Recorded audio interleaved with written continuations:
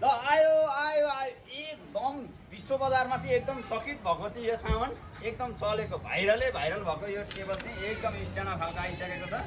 तपाईँले लिन सक्नुहुन्छ। पुरै खानासाना पकाउनको लागि पनि स्पेसल छ भने यसमा चाहिँ खाना ट्याक्क यहाँनिर चुलो राखेर ग्यास चुलो चाहिँ पाइप यहाँबाट छिराएर पकाउनु भयो भने यताउता पानी सहित कहीँबाट पनि सुइँदैन। तपाईँले खाना पकाइसकेपछि ट्याक्क लाउन पनि मिल्छ।